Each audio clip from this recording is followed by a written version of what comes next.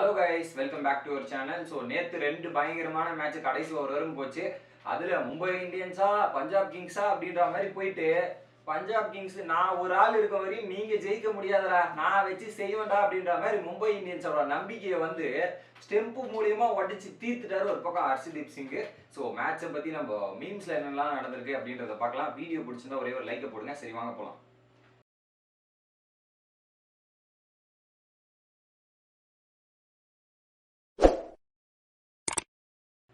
So சாம் கரனை பார்த்து பிரீத்தி சிந்தா முத்தம் கொடுக்குறாங்க. I love you so much சாமி அப்படின்ற மாதிரி. ஏன்னா அவர் ஆடின நாக்கு எப்படிங்க வேற லெவலில், அவர் கேப்டனாக அந்த பொறுப்பு எடுத்துட்டு ரெஸ்பான்சிபிலிட்டி எடுத்துக்கிட்டு வேற லெவலில் ஒரு பக்கம் பயங்கரமாக ஆடி மேட்சை ஜெயிச்சு கொடுத்துருக்காரு.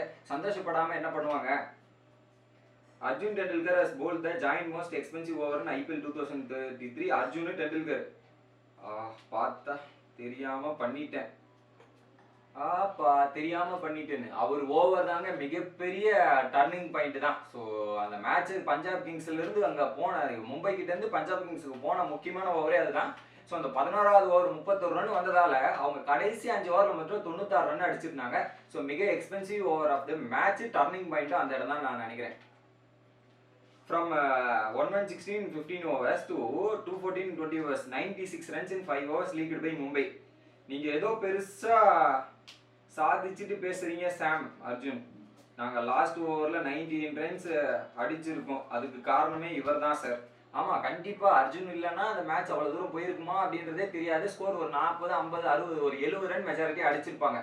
ஸோ அர்ஜுன் டெண்டுல்கர் போட்ட நோபால் வைடு அப்படின்ற மாதிரி பல திருப்பு முனைகளை தான் மேட்ச் சேஞ்ச் பண்ணிச்சு guys. Harshdeep Singh shows the back to back stump broken deliveries. Harshdeep stumps, ஆனா அந்த ஸ்டெம்ஸை அதுவும் மிடில் ஸ்டெம்பை வந்து பார்த்து 2 வாட்டி உடைக்கும் போது பார்த்தீங்கன்னா, ஸோ அந்த அம்பையர்ஸே வந்து ஸ்டெம்ப் இருக்குமா இல்லையா, ஏண்டடா இவங்கிட்ட நாங்கள் மாட்டிக்கிட்டு பாடுற பாடு இருக்கே அப்படின்ற மாதிரி ஸ்டெம்ப் ஒரு பக்கம் ஃபீல் பண்ணாலும் அங்கே ஸ்டம்பே ஸ்டாக் இல்லாத அளவுக்கு ஹர்ஷதீப் பாலை போட்டார். ஸோ மிடில் ஸ்டெம்பை கரெக்டாக போன வாட்டி அதே மிடில் உடைப்பேன், இந்த வாட்டி மிடில் உடைப்பேன்ற மாதிரி மும்பையோட நம்பிக்கையை உடைச்சு ஆப் அடிச்சிட்டாருங்க ஒரு பக்கம்.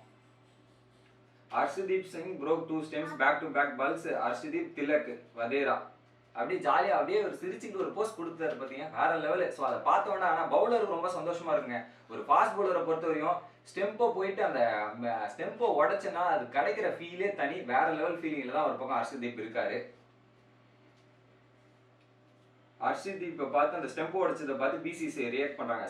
சல்லியா நொறுக்கிட்டியா, இது இன்னும் ஆரம்பம் தான்யா, இதுக்கப்புறம் பல பிக்சர்களை பார்க்க போறீங்க. ஹர்ஷதீப் இப்போ இந்த வயசுலேயே எப்படின்னா இன்னும் இப்போ வயசாயிடுச்சுன்னா ஏற லெவலாக பெர்ஃபார்மன்ஸ் பண்ணுவாருன்னு நான் நினைக்கிறேன். எக்ஸ்பீரியன்ஸ் ஏற இதெல்லாம் ஏற தரமான சமூகம் இந்தியன் டீமுக்கு வரப்போகுது. Mumbai lost the match by 13 runs again Punjab Kings. So Mumbai fans ரோஹித்தை பார்த்து கேட்குறாங்க, என்ன ஃபீலிங்ஸா? எனக்கு தான் ஃபீலிங்ஸ். ஆமாம், மும்பை ஃபேன்ஸ் வந்து ஜெயிச்சிருவோம் மும்பை பல்தான் அப்படின்ற மாதிரி கத்திட்டு இருந்தாங்க. கடைசியில் ஒரே ஒரு வந்து பல்தான் இல்லப்பா, உங்களுக்கு பெரிய ஆப்புப்பா அப்படின்றத ஹர்ஷதீப் செஞ்சுட்டாரு.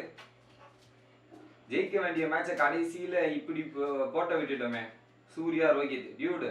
அவங்க ஸ்மைல் ஒரு நிமிஷம் பாரு, எந்த மேட்ச் வேணாலும் தோக்கலாம் ஒர்த்து டியூடு. பிரீத்தி சிந்தா சிரிக்கிறத பார்க்கறதுக்கு மும்பை இந்தியன்ஸ் தோல்வி எத்தனை மேட்ச் வேணாலும் தோக்கலாம்பா அப்படின்ற மாதிரி சொல்றாங்க.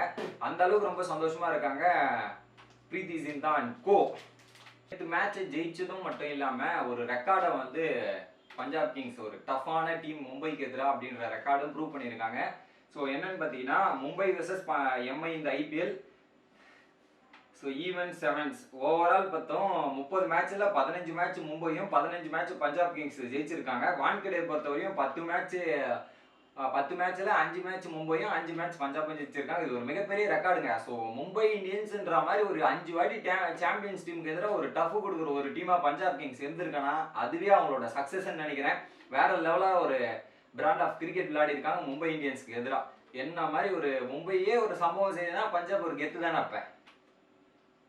ஸோ சச்சின், ஏண்டா என் பர்த்டே அன்னைக்கு எப்பவுமே தோப்பீங்க, இப்படி ஏன் 50 பர்த்டே செலிப்ரேட் பண்ண மேட்ச்லயும் தோத்துட்டீங்களே அப்படின்ற மாதிரி ரோஹித்தை பார்த்து கேட்கிறாரு. போங்க சித்தப்பா அப்படின்ட்டு. பட் இந்த மேட்ச் தோக்க முக்கிய காரணமா இருந்ததே உங்களோட பையன் தான் சார். என்ன சார் பண்றது, உங்க பக்கம் தான் மொமெண்டம்லாம் இருந்தது. அர்ஜுன் டெண்டுல்கர் வந்து 16வது ஓவர் போட்டு 31 ரன் கொடுத்ததுக்கு அப்புறம் டைரக்டா அப்படியே பஞ்சாப் அந்த சீட்டை பிடிச்சிட்டு போயிட்டே இருந்துட்டாங்க சார். ஸோ ரோஹித்தை சொல்லக்கூடாது, முதல்ல நீங்க உங்க பையனை சொல்லிட்டு அதுக்கப்புறம் ரோஹித் பக்கம் வரலாம்னு நினைக்கிறேன்.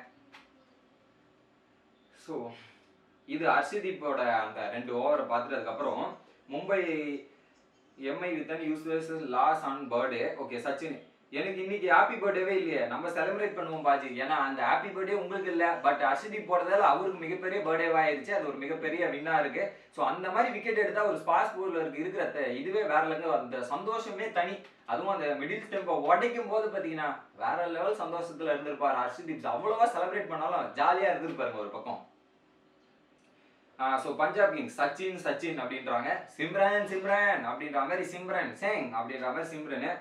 So call it Ankhede cause we take in the Wankhede. Oh Ankhede we call it the Wankhede அப்படின்ற மாதிரி போட்டுறாங்க. ஸோ எம்ஐ இந்தியன்ஸ் ஃபேன்ஸ்லாம் சொல்றாங்க, தப்பு பண்ணிட்டீங்க பஞ்சாப் கிங்ஸ், எங்களை இவ்வளோ இன்சல்ட் பண்ணிட்டீங்க, மே 3 வந்து திரும்பி கொடுக்குறோம் உங்களுக்கு, பஞ்சாப் கிங்ஸ் ஏரியாவில் போயிட்டு திரும்ப உங்களை அடிக்கிறோம், திரும்பி வச்சு செய்கிறோம் அப்படின்ற மாதிரி மும்பை இந்தியன்ஸ் சொல்கிறாங்க. போங்க, அங்கே பயங்கரமான பவுலிங் வச்சிருக்காங்க, அடுத்த மேட்ச் ரபாடாலாம் வந்துருவாரு, அப்போ என்ன பண்ணுறீங்கன்றத பார்க்கலாம் அப்படின்ற மாதிரி பஞ்சாப் கிங்ஸோட தாட்டா இருக்கும். இப்போ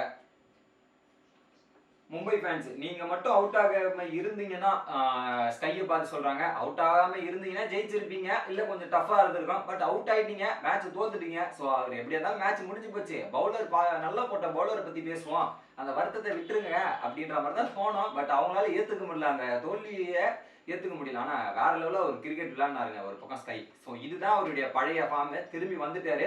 மற்ற டீம்லாம் கொஞ்சம் பயம் இருக்கும்.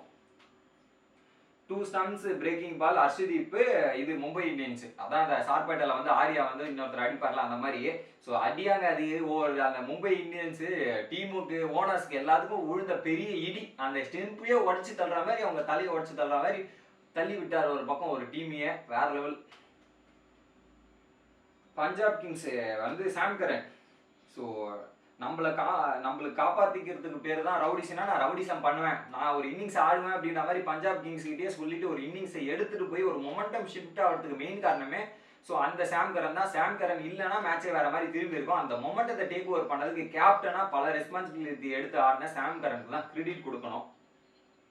India's leading wicket taker in T20 2012, அதுக்கப்புறம் India's leader wicket taker in T20 world கப்ல 10 விக்கெட்டு. ஸோ செமிஃபைனல்ல 2 for 15. ஸோ இந்த ஸ்டாட்ஸ் பார்த்துட்டுமா அவர் இந்தியாவுக்கு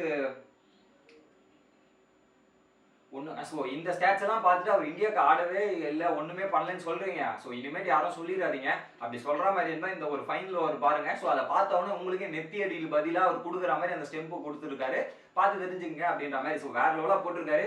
ஸோ இதே ஃபார்ம்ல வந்து இந்தியன் டீமுக்கு தொடர்ந்து கண்டினியூ பண்ணாருன்னா ஒரு ஒன் ஆஃப் த டாப் பவுலராக வரதுக்கான சான்ஸ் அதிகமாக இருக்கு. அதுவும் லெஃப்ட் ஆர்ம்ன்றதால பயங்கர அட்வான்டேஜும் இருக்கு. எம்ஐ ஃபேன்ஸ், ஆர்ச்சர் வந்தா நீங்க காலிடா, ஸோ அவர் வந்தாருடா, ஆனா நீங்க தான் ஆர்ச்சர் வந்ததுக்கு அப்புறம் தான் காலி ஆயிட்டீங்க அப்படின்ற மாதிரி அதர் ஃபேன்ஸோட ரியாக்ஷனா இருக்கு. இதை சொல்லப்போனா அவர் வந்தாருங்க, 3 மேட்ச் வந்து மும்பை இந்தியன்ஸுக்காக வந்த விளையாடின மேட்ச் எல்லாமே தோத்துருக்காங்க. சாரி 2 மேட்ச் வந்து விளையாடினாரு, 2 மேட்சுமே மும்பை இந்தியன்ஸ் தோத்துருக்காங்க. அவர் வந்து மற்ற டீமை காலி பண்றாங்களோ இல்லையா, நீ வந்து உன் டீமே காலி பண்றப்பா அப்படின்ற மாதிரி தான் இருக்கு. ஸ்கை இது ஸ்கை இஸ் பேக். இப்போ என்ன பண்ண போறோம் ஸ்கை அப்படின்னா, பத்த வச்சு பறக்க விட போறேன் அப்படின்ற மாதிரி சொல்றாரு இது கிரீன் கிட்ட. ஸோ அவர் பத்த வச்சு பறக்கலாம் விட்டு இருந்தாரு, கடைசியில் ஒரு ஃபுல் டாஸ்ல ஒரு பயங்கரமான கேட்ச் போட்டு உனக்கே ஒரு சரவடியை ரிட்டர்ன் விட்டா மாதிரி ஆப் அடிச்சிட்டாங்க. பட் ஸ்கை வந்து இந்த மாதிரி ஃபார்முக்கு வந்து மும்பை இந்தியன்ஸ் டீமுக்கு ஒரு மிகப்பெரிய அட்வான்டேஜ். ஸோ இதே ஃபார்ம்ல போனாங்கன்னா கண்டிப்பா குவாலிஃபை ஆகிறதுக்கும் சான்ஸ் இருக்கு. பட் எனிவே பேட்டர்ஸ் ஒரு பக்கம் நல்லா இருந்தாலும் அவங்களோட பவுலிங் பிரச்சனை திரும்பவும் காசாக தான் இருக்கு. சரி, நீங்க என்ன நினைக்கிறீங்க இந்த வீடியோ பத்தி அப்படின்றத கமெண்ட் பண்ணுங்க. ஸோ ஐபிஎல் இந்த வருஷம் ஐபிஎல் மட்டும் வரையும் ஸோ அது செம த்ரில்லரா போயிட்டு இருக்கு. அதுவும் கடைசி ஓவரில் தான் போய் எல்லா மேட்சும் முடிப்பேன் அப்படின்ற மாதிரி பயங்கரமா போயிட்டு இருக்கு. இது வந்து லாஸ்ட் ஓவர் த்ரில்லர் ஐபிஎல்லா வச்சுக்கலாம் நேமை பொறுத்த வரையும். ஸோ மறக்காம வீடியோ பிடிச்சுன்னா ஒரே ஒரு லைக் மட்டும் போடுங்க.